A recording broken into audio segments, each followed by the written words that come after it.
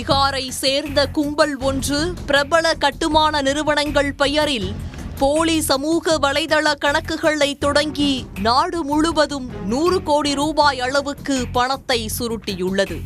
10% தள்ளுபடியில் TMT கம்பிகள் தருவதாக விளம்பரம் கொடுத்து புதுச்சேரி தொழிலதிபரிடம் 31 லட்சம் ரூபாயை சுருட்டிய கும்பல் பிடிபட்டது எப்படி?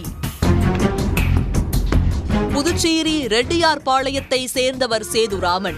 இவர் முகநூலில் வந்த பிரபல இரும்பு நிறுவனத்தின் விளம்பரத்தை பார்த்துள்ளார்.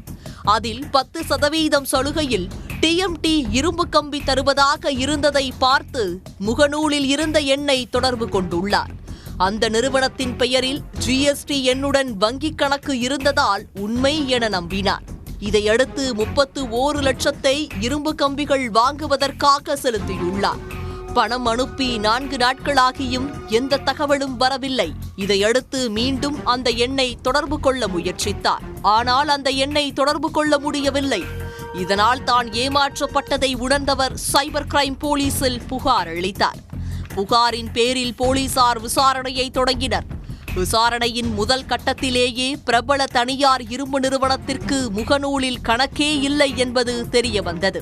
இதையடுத்து சைபர் கிரைம் போலீசார் நவீன தொழில்நுட்ப உதவியுடன் விசாரணையை தீவிரப்படுத்தினர். பீகார் மாநிலத்தை சேர்ந்த 5 பேர் கொண்ட கும்பல் இந்த மோசடியை செய்தது தெரியவந்தது.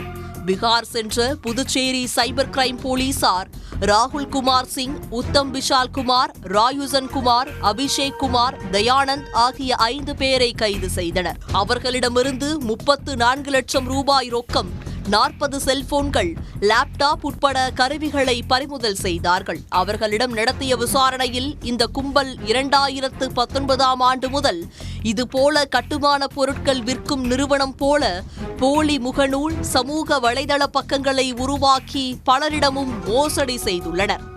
அவங்க ஃபர்தராக ஃபஸ்ட்டு பேங்க் அக்கௌண்ட் எந்த அக்கௌண்ட்டில் பணம் போட்டாங்களோ அதெல்லாம் ட்ரை பண்ணி பார்த்தாங்க, நோ பேலன்ஸு.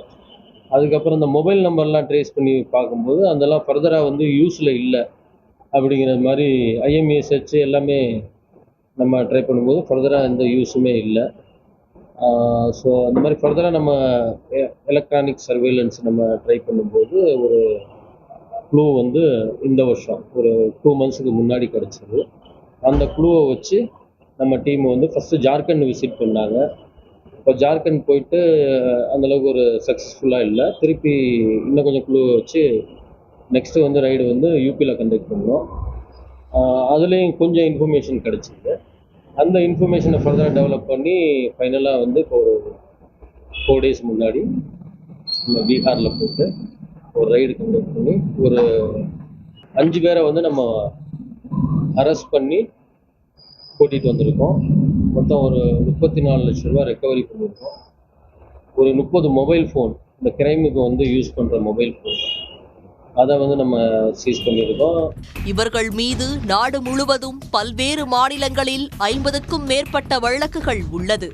ஒட்டுமொத்தமாக சுமார் 100 கோடி ரூபாய் வரை மோசடி செய்திருக்கலாம் என போலீசாரின் விசாரணையில் தெரியவந்துள்ளது. இவர்களிடமிருந்து கைப்பற்றப்பட்ட டைரியில் 4500 போன் நம்பர்கள் கிடைத்துள்ளது. இதில் புதுச்சேரி, தமிழ்நாட்டை சேர்ந்த எண்கள் ஏதும் உள்ளதா, இங்கு யாரிடமும் கைவரிசை காட்டியுள்ளார்களா என சைபர் கிரைம் போலீசார் விசாரித்து வருகின்றனர். உடனுக்குடன் செய்திகளை தெரிந்து கொள்ள சன் நியூஸ் பெல் ஐகானை கிளிக் பண்ணுங்க.